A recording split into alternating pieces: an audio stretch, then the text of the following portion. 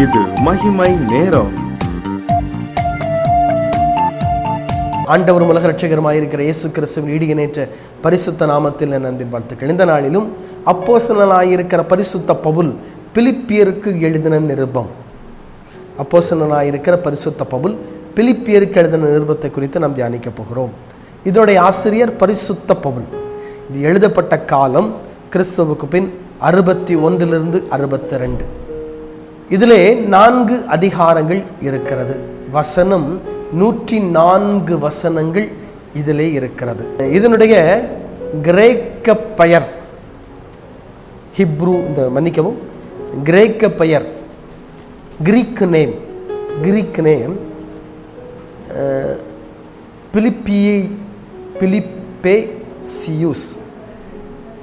பிலிப்பேசியூஸ் என்கிறதா இதனுடைய கிரேக்க பெயர். மீண்டும் சொல்லுகிறேன், பிலிப்பேசியூஸ் என்கிற கிரேக்க பெயர் இதிலே பயன்படுத்தப்பட்டிருக்கிறது. 1ஆம் அதிகாரம் 1ஆம் வசனத்திலிருந்து 11ஆம் வசனம் வரைக்கும் இங்கே முன்னுரை, ஒரு முன்னுரையாக அப்போஸ்தலனாயிருக்கிற பரிசுத்த பவுல் இங்கே ஒரு முன்னுரை ஒன்றை சொல்லுகிறதை நாம் பார்க்க முடியும். இங்கே ஒரு முன்னுரைகளை 1ஆம் அதிகாரம் 1ஆம் வசனத்திலே ஒரு முன்னுரை ஒன்றை எழுதும்போது எழுதுவார், இயேசு கிறிஸ்துவின் ஊழியக்காரனாகிய பவுலும் தீமோத்தேயும் பிலிப்பு பட்டணத்திலே கிறிஸ்து இயேசுவுக்குள்ளான பரிசுத்தவான்கள் அனைவருக்கும் கண்காணிகளுக்கும் உதவிக்காரருக்கும் எழுதுகிறதாவது. யார் எழுதுறா? அப்போஸ்தலனாயிருக்கிற பரிசுத்த பவுலும் பரிசுத்த தீமோத்தேயும். அப்போஸ்தலனாயிருக்கிற பரிசுத்த பவுல், பரிசுத்த தீமோத்தேயும், இந்த 2 பேரும் கண்காணிகளுக்கும் உதவிக்காரருக்கும் எழுதுகிறார்கள். எழுதி சொல்றாங்க, நம்முடைய பிதாவாகிய தேவனாலும் கர்த்தராகிய இயேசு கிறிஸ்துவினாலும் உங்களுக்கு கிருபையும் சமாதானம் உண்டாக கடவுது. சுவிசேஷம் உங்களுக்கு அறிவிக்கப்பட்ட நாள் முதல் இந்நாள் வரைக்கும் நீங்கள் அதற்கு உடன்பட்டவர்களானபடியால் நான் பண்ணுகிற ஒவ்வொரு விண்ணப்பத்திலும் உங்கள் அனைவருக்காகவும் எப்பொழுதும் சந்தோஷத்தோட விண்ணப்பம் பண்ணி அப்படின்னு சொல்லி அந்த கடிதத்தில் எழுதும்போது எழுத ஆரம்பிக்கிறார். 7ஆம் வசனத்தில் ஒரு முக்கியமான ஒரு காரியத்தை சொல்லுவார், என் கட்டுகளிலும் நான் சுவிசேஷத்திற்காக உத்தரவு சொல்லி அதை திடப்படுத்தி வருகிற நாளும் நீங்கள் அனைவரும் எனக்கு அளிக்கப்பட்ட கிருபையினால் பங்குள்ளவர்களானதால் உங்களை என் இருதயத்திலே தரித்து கொண்டிருக்கிறபடியினாலே உங்கள் எல்லாரையும் குறித்து நான் இப்படி நினைக்கிறது எனக்கு தகுதியாயிருக்கிறது. நான் கட்டப்பட்டிருக்கிறேன், சுவிசேஷத்தினால சுவிசேஷத்திற்காக கட்டுண்டவனாயிருக்கிறேன், சுவிசேஷத்தை அறிவிச்சதுனால் கட்டுண்டவராயிருக்கிறேன். ஆனா அதை நீங்க திடப்படுத்தி வர்றீங்க, கரத்தை திடப்படுத்துறீங்க. அதனால உங்களை என் இருதயத்தில் தரித்து கொண்டிருக்கிறேன், உங்களை என் இருதயத்தில் வைத்திருக்கிறேன். எப்போதும் என் இருதயத்தில் நீங்க இருக்கிறீங்க. அப்போஸ்தலனாகிய பவுலுடைய இருதயத்தில் பிலிப்பு பட்டணத்தார் இருந்தாங்க. பிலிப்பு பட்டணத்தாருக்கு தான் எழுதுறார். பிலிப்பு பட்டணத்தில்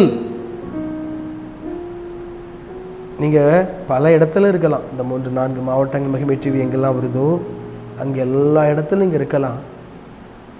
நீங்க இயேசுவினுடைய இருதயத்தில் இருக்கீங்களா? உன்னை என் உள்ளங்கையில் வரைந்து வைத்திருக்கிறேன், உள்ளங்கையில் இருக்கீங்களாங்க? யோசிங்க, இருக்கீங்களான்னு. இயேசுனுடைய இருதயத்துக்குள்ள இருக்கீங்களா? அவருடைய உள்ளங்கையில் இருக்கீங்களா? அநேகர் இயேசுனுடைய இருதயத்தில் இல்லை, உள்ளங்கையில் இல்லை. உலகத்துடைய அரசியல்வாதி சொல்றான், அவங்க இதயத்துக்குள்ள இருக்காங்க, இவங்க இதயத்துக்குள்ள இருக்கிறாங்க. உலக மக்கள் சொல்றான், அந்த தலைவர் என் இதயத்துக்குள்ள இருக்கான், இந்த தலைவர் என் இதயத்துக்குள்ள இருக்கான். இயேசு உங்கள் இதயத்துக்குள்ள இருக்கிறாரா? நீங்கள் இயேசுனுடைய இதயத்துக்குள்ள இருக்கிறீர்களா? அதாங்க இம்பார்ட்டன்ட், அதாங்க முக்கியம். உலக தலைவர் இன்னைக்கு இருப்பாங்க, நாளைக்கு போயிடுவான். உலக மனுஷன் இன்னைக்கு இருப்பான், நாளைக்கு போயிடுவான். இயேசு மட்டும் மாறாதவர், அவர் என்னைக்கு இருக்கிறவர். Is almighty God. என்னைக்கு இருக்கிறவருங்க, என்னைக்கு இருக்கிறவர். அப்ப அது எப்போதும் இருக்கிறவர், இருந்தவரும் வருகிறவரும் வரப்போகிறவருமாகிய கிறிஸ்து. சரியா? அவர் இருந்தவர், ஆதி முதற்கொண்டு இருந்தவர், வந்தவராகிய கிறிஸ்து, பூமிக்கு மனுஷனா வந்து ரத்தம் சிந்தினவர், வரப்போகிறவராகிய கிறிஸ்து. அவர் உங்க இருதயத்துக்குள்ள இருக்கிறாரா? அவர் உங்க இருதயத்துக்குள்ள இருந்தா நீங்க அவங்க இருதயத்தை, அவருக்கு இயேசுடைய இருதயத்துக்குள்ள இருப்பீங்க. அவர் உங்க உள்ளங்கையில இயேசு உங்களை வரைஞ்சிருக்காராங்க. உங்க உள்ளங்கையில இயேசு வரைந்திருக்கிறாரா? இயேசுடைய உள்ளங்கையில நீங்க இருக்கீங்களா? அவருடைய உள்ளங்கையில நீங்க இருந்தீங்கன்னா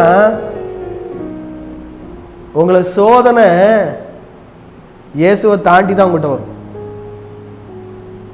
இயேசுவை தாண்டி தாங்க சோதனை உங்களுக்கு வரும். ஏன்னா அவருடைய உள்ளங்கையில நீங்க இருக்கீங்க, அவருடைய இருதயத்துக்குள்ள நீங்க இருக்கீங்க. உங்களை சோதிக்கணும்னா அவர்கிட்ட போய் பெர்மிஷன் கேட்கணும்.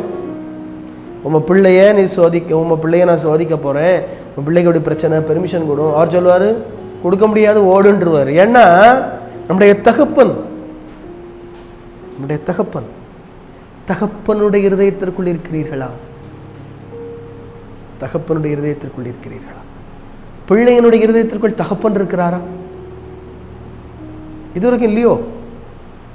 அப்படின்னு நீங்க ஒப்பு கொடுங்க. ஆண்டவரே, உன் இருதயத்துக்குள்ள நான் இருப்பேன் ஆண்டவரே, உள்ளங்கையில நான் இருப்பேன் ஆண்டவரே, என் இருதயத்துக்குள்ள நீங்க இருங்க ஆண்டவரே, என் இருதயத்துக்குள்ள நீங்க வாசம் பண்ணுங்க ஆண்டவரே, என் இருதயத்துக்குள்ள நீங்க வாங்க ஆண்டவரே. ஒப்பு கொடுங்க. ஒப்பு கொடுத்தீங்கன்னா ஆண்டவர் வருவாருங்க. நீங்க ஒப்பு கொடுத்தீங்கன்னா அந்த சர்வ வல்லமை உங்க இருதயத்துக்குள்ள வருவாருங்க. உங்க இருதயத்துக்குள்ள வாசம் பண்ணுவாருங்க, உங்களை மாற்றுவாருங்க. புது மனிதனை உங்களை மாற்றுவார். தலைகளை தட்டி ஜெபிப்போம். அன்பின் ஆண்டவரே, உமக்கு ஸ்தோத்திரம். உங்களுடைய இருதயத்துக்குள்ள நாங்க இருப்பதற்கு, நீர் எங்கள் இருதயத்துக்குள்ள இருப்பதற்கு எங்களுக்கு உதவி செய்ய ஆண்டவரே, உதவி செய். உதவி நீர் செய்கிறபடியெல்லாம் நன்றி. இயேசுவின் நாமத்தில் ஜெபிக்கிறேன் பிதாவே, ஆமென்.